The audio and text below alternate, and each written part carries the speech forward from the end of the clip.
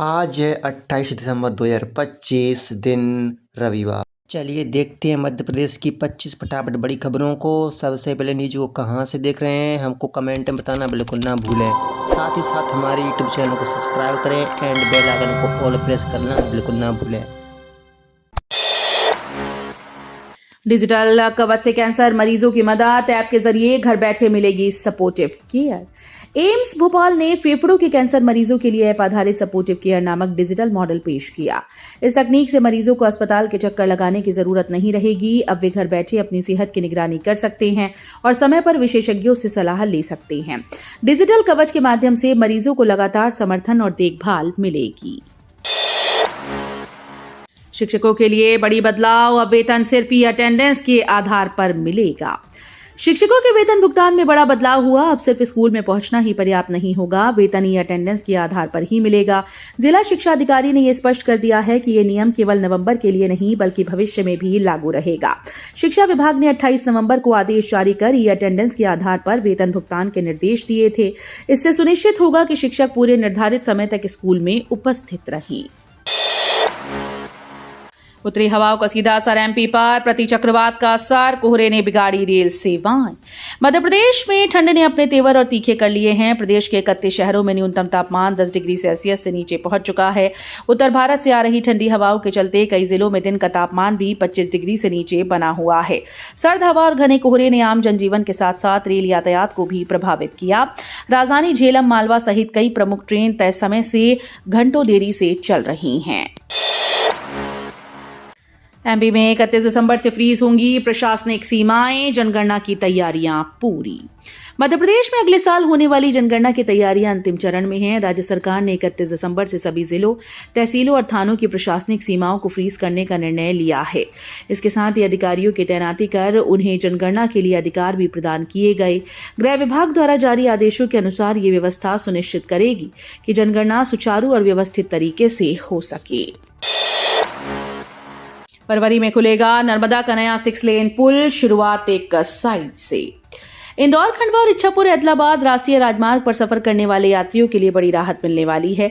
नर्मदा नदी पर मोटक्का खेड़ी घाट के बीच कटार क्षेत्र में निर्माणाधीन 6 लेन पुल फरवरी 2026 से यातायात के लिए खोल दिया जाएगा। शुरुआत में पुल की एक साइड से ही वाहन गुजर सकेंगे। ये कदम इंदौर, बड़वाह, मोटक्का, सनावद और खंडवा के बीच लगने वाले भीषण जाम को कम करने में मदद करेगा।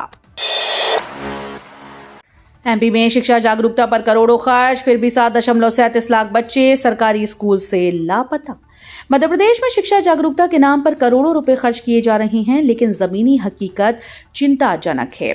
स्कूल चले हम जैसे बड़े अभियानों और विज्ञापनों के बावजूद सरकारी स्कूल से 7.37 लाख बच्चे गायब हैं। स्कूल शिक्षा विभाग के दिसंबर तक के आंकड़ों के अनुसार ये बच्चे अनमैप्ड हैं, यानी किसी भी स्कूल में पढ़ाई नहीं कर रहे। इस तथ्य ने सवाल खड़े कर दिए हैं कि भारी खर्च के बावजूद शिक्षा के क्षेत्र में प्रभावी कार्रवाई क्यों नहीं हो रही है। एमपी में 55 करोड़ की लागत से नया लक्ष्मीबाई नगर रेलवे स्टेशन, प्लेटफॉर्म लंबाई बढ़ेगी। मध्य प्रदेश की आर्थिक राजधानी इंदौर में सिंघस 2028 को देखते हुए लक्ष्मीबाई नगर रेलवे स्टेशन का निर्माण किया जा रहा है। ये नया स्टेशन फरवरी महीने तक बनकर तैयार हो जाएगा। परियोजना की कुल लागत लगभग 55 करोड़ रुपए है, जिसमें स्टेशन निर्माण पर 45 करोड़ और फुट ओवरब्रिज पर 10 करोड़ खर्च होंगी। नए स्टेशन में प्लेटफॉर्म की लंबाई बढ़ाई जाएगी, जिससे अधिक यात्रियों को सुविधा होगी और ट्रेन संचालन, यातायात प्रबंधन में सुधार आएगा। एमपी की जेल में डिजिटल नकेल, बंदियों की बायोमेट्रिक स्कैनिंग और डिजिटल कुंडली तैयार। मध्य प्रदेश के सभी जेलों में बंदियों पर नजर रखने के लिए अत्याधुनिक डिजिटल निगरानी प्रणाली लागू की जा रही है। इस पहल के तहत प्रत्येक बंदी की डिजिटल कुंडली बनाई जाएगी, जिसमें उसकी बायोमेट्रिक जानकारी दर्ज होगी। जैसे ही कोई बंदी जेल में प्रवेश करेगा, एंट्री पॉइंट उसकी आंख, चेहरे और उंगलियों के निशान स्कैन किए जाएंगे। साथ ही डीएनए प्रोफाइलिंग के लिए ब्लड सैंपल भी लिया जाएगा। यूरिया की खेप आते ही किसानों की लगी लंबी कतार, वितरण व्यवस्था पर सवाल। जिले में यूरिया की लगातार बढ़ती मांग के बीच वितरण केंद्रों और गोदामों में किसानों की भीड़ बढ़ गई। जैसे ही यूरिया की नई खेप आती है, किसानों को इसकी जानकारी मिलते ही वे कतार में लग जाते हैं। हालांकि प्रशासन अब तक यूरिया और अन्य खाद की कालाबाजारी रोकने में प्रभावी कार्रवाई नहीं कर सका। विपणन अधिकारियों के अनुसार ये भी स्पष्ट नहीं है कि कितने किसानों को टोकन दिए जा रहे हैं और कितनों को ऑफलाइन यूरिया मिल रहा है। अटल सामुदायिक भवन होंगे वाजपेयी की जन आकांक्षाओं की प्रतीक। भाजपा ने भारत रत्न पूर्व प्रधानमंत्री अटल बिहारी वाजपेयी के जन्म शताब्दी वर्ष पर अटल स्मृति पर्व का आयोजन विधानसभा संगोष्ठी के रूप में किया। इसमें प्रदेश के पंचायत व ग्रामीण विकास और श्रम मंत्री प्रहलाद पटेल ने अटल जी से जुड़ी यादें साझा की और अपने मंत्रिमंडल में उनके साथ कार्य करने के अनुभव बताए। मंत्री पटेल ने कहा कि भारतीय राजनीति में राजनीतिक मर्यादाओं और शुचिता की बात करने पर अटल जी का नाम प्रथम स्थान पर रहेगा। दवा उपलब्धता में बड़े शहरों का पिछड़ता प्रदर्शन, जबलपुर 14वें, इंदौर भोपाल टॉप 10 से बाहर। मध्य प्रदेश में दवा उपलब्धता की ताजा रिपोर्ट में बड़े शहरों का प्रदर्शन चिंताजनक रहा है। स्वास्थ्य विभाग के द्वारा जारी आंकड़ों के अनुसार ग्वालियर CMHO दवा स्टोर ने तीसरा स्थान प्राप्त किया, जबकि इंदौर और भोपाल टॉप 10 से बाहर हैं। जबलपुर 14वें स्थान पर रहा। रिपोर्ट में मुख्य चिकित्सा और स्वास्थ्य अधिकारियों के दवा स्टोर के स्टॉक सत्यापन और प्रस्तुति को आधार बनाया गया। इंदौर में पहला सुपर EV चार्जिंग स्टेशन शुरू, 45 मिनट में कार होगी चार्ज। इंदौर शहर अब ग्रीन एनर्जी और इलेक्ट्रिक मोबिलिटी के क्षेत्र में तेजी से आगे बढ़ रहा है। प्रदूषण कम करने के प्रयासों के तहत इलेक्ट्रिक वाहनों की संख्या लगातार बढ़ती जा रही है। इसी दिशा में विजयनगर क्षेत्र में 200 kVA क्षमता वाला पहला सार्वजनिक फास्ट EV चार्जिंग स्टेशन शुरू किया गया। इस स्टेशन से इलेक्ट्रिक कार केवल 45 मिनट में पूरी तरह से चार्ज हो पाएगी। शहरवासियों के लिए सुविधा इलेक्ट्रिक वाहन अपनाने को और सुविधाजनक बनाएगी। MP में डिजिटल बोर्ड एग्जाम, 5वीं से 11वीं तक की परीक्षाएं फरवरी से शुरू। मध्य प्रदेश में फरवरी से बोर्ड परीक्षाओं का डिजिटल दौर शुरू होगा। 20 फरवरी से 5वीं और 8वीं की परीक्षाओं में करीब 24 लाख छात्र शामिल होंगे, जो जिला और क्लस्टर स्तर पर आयोजित होंगी। इसके बाद 23 फरवरी से 9वीं और 11वीं की परीक्षाओं में आर्टिफिशियल इंटेलिजेंस की मदद से वस्तुनिष्ठ प्रश्न चुने जाएंगे। अति लघु उत्तरीय और लघु उत्तरीय प्रश्न अधिक होंगे। सभी प्रश्न पत्र 10वीं और 12वीं की तरह थानों में सुरक्षित रखे जाएंगे। रेलवे को नया डिजिटल हथियार, कैलिप्री व्हील प्रोफाइलोमीटर से पहियों की खराबी पहले से ही पता चलेगी। भोपाल से चलने वाले कई यात्री और एक्सप्रेस ट्रेन अक्सर तकनीकी खराबियों के कारण बीच रास्ते में रुक जाती हैं। अब रेलवे को इस समस्या से राहत मिलने वाली है। आधुनिक कैलिप्री व्हील प्रोफाइलोमीटर डिवाइस के इस्तेमाल से ट्रेन के पहियों में संभावित खराबी पहले से ही पता चल पाएगी। इससे समय रहते मरम्मत संभव होगी और ट्रेन बीच में रुकने से बचेगी। MP के किसान नीलगाय और जंगली सुअर से जंग में, हाईटेक सुरक्षा भी नाकाम। मध्य प्रदेश में रबी सीजन की फसल को किसानों ने नीलगाय और जंगली सुअर से बचाने के लिए हाईटेक उपाय अपनाए। CCTV camera, solar electrified facing, झटका मशीन और रंगीन LED लाइट के साथ देसी जुगाड़ भी किए गए।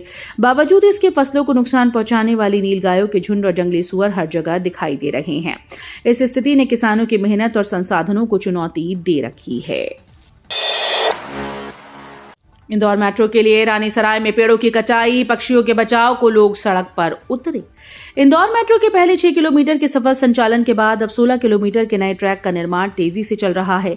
इसके तहत रानीसराय इलाके में पेड़ों को काटने की तैयारी है। ये हरा भरा क्षेत्र सैकड़ों पेड़ों और हजारों पक्षियों का घर है, जिनमें तोते भी शामिल हैं। मेट्रो के विस्तार के लिए पेड़ काटने के विरोध में स्थानीय लोग और जनहित पार्टी सड़कों पर उतरकर पक्षियों और पर्यावरण की रक्षा के लिए मोर्चा खोल चुके हैं।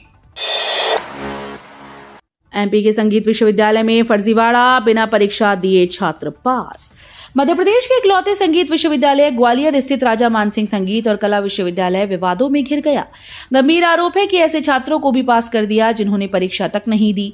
विश्वविद्यालय प्रबंधन ने इस मामले को स्वीकार किया, लेकिन इसे लेकर पर्दा डालने की कोशिशें जारी हैं। छात्रों और अन्य संबंधितों में नाराजगी है, क्योंकि इस प्रकार की गड़बड़ियों से विश्वविद्यालय की शिक्षा और परीक्षा प्रणाली की विश्वसनीयता पर सवाल उठ रहे हैं। दिग्विजय सिंह ने शेयर की PM मोदी की पुरानी तस्वीर, RSS और भाजपा संगठन की तारीफ की। कांग्रेस के वरिष्ठ नेता और मध्य प्रदेश के पूर्व मुख्यमंत्री दिग्विजय सिंह ने प्रधानमंत्री नरेंद्र मोदी की एक पुरानी ब्लैक एंड व्हाइट तस्वीर सोशल मीडिया पर साझा कर चर्चा छेड़ दी। तस्वीर में लाल कृष्ण आडवाणी जमीन पर बैठे नजर आ रहे हैं। दिग्विजय ने लिखा कि RSS का जमीनी स्वयंसेवक और भाजपा का कार्यकर्ता नीचे बैठकर मुख्यमंत्री और फिर प्रधानमंत्री बना। इस कैप्शन के जरिए उन्होंने संगठन की ताकत और उसकी भूमिका की तारीफ की, जिससे राजनीतिक गलियारों में नई बहस शुरू हो गई है। भोपाल के युवा गोवा और बैंकॉक में मनाएंगे नववर्ष, क्रूज यात्रा की तैयारी। भोपाल के युवा इस बार भी साल 2026 का स्वागत गोवा और बैंकॉक में करेंगे। गोवा देश में नए साल के जश्न के लिए सबसे पसंदीदा स्थल बना हुआ है। हालांकि हवाई किराया दुगने से अधिक हो चुका है।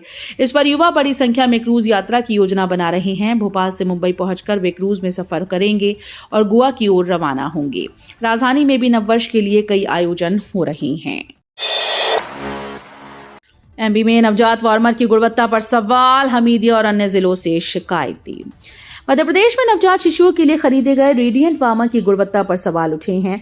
हमीदिया अस्पताल में सप्लाई किए गए 15 वार्मर में 10 से 12 की एक्रेलिक प्लेट गर्मी के कारण चटक गई। प्रारंभिक जांच में यह आशंका जताई जा रही है। अन्य जिलों से भी वार्मर की गुणवत्ता को लेकर शिकायतें आई। अस्पताल प्रबंधन ने अब वार्मर्स को 15 दिन के ट्रायल पर रखा है ताकि ये देखा जा सके कि हीट के कारण प्लेट दोबारा चटकती है या नहीं। एमपी कांग्रेस में भूचाल, मीडिया प्रभारी मुकेश नायक का इस्तीफा और जीतू पटवारी की सख्ती। मध्य प्रदेश कांग्रेस में आंतरिक कलह के बीच मीडिया प्रभारी मुकेश नायक ने प्रदेश कांग्रेस अध्यक्ष जीतू पटवारी को इस्तीफा दे दिया है। हालांकि अभी ये खबर सामने आई कि जीतू पटवारी ने नायक के इस्तीफे को स्वीकार नहीं किया।